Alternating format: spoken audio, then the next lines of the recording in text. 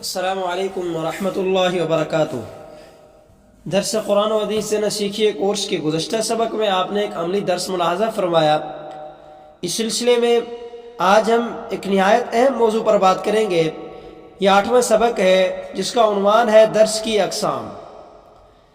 جب ہم قرآن و حدیث کے تعلیم کو آگے بڑھانے کی بات کرتے ہیں تو یہ سوال پیدا ہوتا ہے کہ درس کس انداز میں اور کس تسلسل کے ساتھ دیا جائے۔ مختلف حالات، ماحول اور لوگوں کی ضرورت کے لحاظ سے درس دینے کے طریقے بھی مختلف ہو سکتے ہیں۔ اسی بنیاد پر علماء نے درس کو کئی اقسام میں تقسیم کیا ہے تاکہ ہر جگہ اور ہر طبقے کے لیے دین کی بات آسانی اور تسلسل کے ساتھ پہنچ سکے۔ اس سبق میں آپ ان اقسام کو تفصیل کے ساتھ سمجھیں گے اور یہ جانیں گے کہ کون سی اقسام، کون سی قسم کس موقع پر زیادہ موزوں ہے۔ اس کے ساتھ ہم یہ بھی دیکھیں گے کہ قرآن مجید کے موضوعات کی بنیاد پر درس کس طرح ترتیب دیا جا سکتا ہے۔ سب سے پہلی قسم یومیہ درس۔ اس کا مطلب ہے کہ روزانہ قرآن یا حدیث کا مختصر حصہ لوگوں کے سامنے پڑھایا جائے اور سمجھایا جائے۔ یہ طریقہ کار زیادہ تر ان جگہوں پر مفید ہوتا ہے جہاں امام مسجد یا مقامی عالم مستقل طور پر موجود ہو۔ مثلا اگر کوئی امام روزانہ نماز فجر یا نماز عشاء کے بعد 5 سے لے کر 7 سے 8 منٹ قرآن کی تفسیر بیان کرتا ہے تو یہ درس یومیہ درس کہلائے گا۔ یومیہ درس کی سب سے بڑی خوبی یہ ہے کہ لوگوں میں دین کی تعلیم کا ایک تسلسل قائم رہتا ہے اور ان کے دل و دماغ ہر روز اللہ رب العزت کے کلام سے روشنی حاصل کرتے ہیں۔ یومیہ درس عام طور پر چھوٹے چھوٹے حصوں پر مشتمل ہوتا ہے تاکہ لوگ بور نہ ہوں اور مختصر وقت میں زیادہ فائدہ حاصل کریں۔ اس میں بہت زیادہ تفصیلات بیان کرنے کے بجائے آسان اور مختصر بات پیش کی جاتی ہے جو روزمرہ زندگی پر اثر ڈال سکے۔ ہفتہ وار درس۔ دوسری قسم ہفتہ وار درس ہے۔ یہ زیادہ تر ان جگہوں پر ہوتا ہے جہاں امام یا مدرس روزانہ دستیاب نہیں ہوتے یا لوگ اپنی مصروفیات کی وجہ سے روزانہ درس میں شریک نہیں ہو سکتے۔ مثلا اگر کسی علاقے کے لوگ ہفتے میں ایک دن خاص طور پر جمع ہو جائیں اور قرآن و حدیث کی محفل منعقد کی جائے تو یہ ہفتہ وار درس ہوگا۔ اس قسم کے درس میں تفصیل سے بات کرنے کا موقع ہوتا ہے کیونکہ سامعین زیادہ وقت دینے کے لیے تیار ہوتے ہیں۔ مدرس بھی ایک پورا موضوع لے کر اس پر اچھی طرح گفتگو کر سکتا ہے۔ ہفتہ وار درس کی خاصیت یہ ہے کہ لوگ اس کے لیے خاص تیاری کرتے ہیں، ذہنی طور پر آمادہ ہو کر آتے ہیں اور ماحول بھی زیادہ پرسکون ہوتا ہے۔ تیسری قسم ماہانہ درس۔ یہ زیادہ تر شہروں یا بڑی بستیوں میں منعقد ہوتا ہے جہاں لوگ اپنی مصروفیات میں سے پورا دن یا کئی گھنٹے نکال کر درس میں شریک ہو سکتے ہیں۔ ماہانہ درس کے لیے ایک بڑا ہال یا جامع مسجد منتخب کی جاتی ہے اور اس میں دور دور سے لوگ شرکت کرتے ہیں۔ اس طرح کے درس میں ایک جامع موضوع پر تفصیل سے بات کی جا سکتی ہے اور لوگوں کو سوال و جواب کا بھی موقع دیا جا سکتا ہے۔ ماہانہ درس کو ایک طرح سے اجتماع یا کانفرنس بھی کہا جا سکتا ہے جہاں دین کے بڑے بڑے مسائل کو اجاگر کیا جائے گا۔ اس کی خوبی یہ ہے کہ یہ لوگ اسے اپنے لیے خاص سمجھتے ہیں اور بڑے شوق سے شریک ہوتے ہیں۔ تو یہ ایک تقسیم تھی اوقات کے اعتبار سے تقسیم۔ اب دوسری تقسیم ہے موضوعاتی تقسیم۔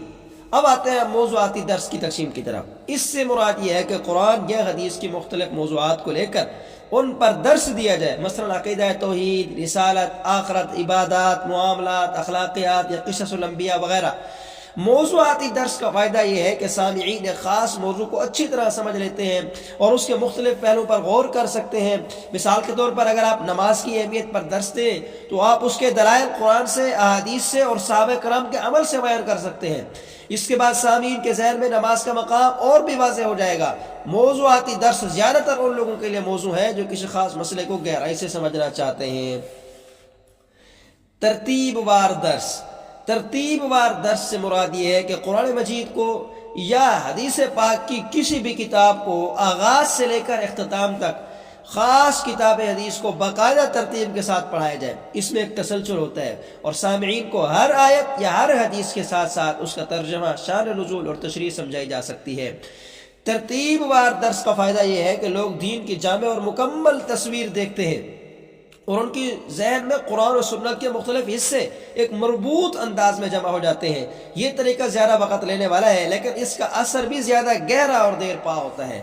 تو آپ یہ ترتیب وار درس عموماً آپ یومیہ درس قرآن و حدیث میں چلا سکتے ہیں۔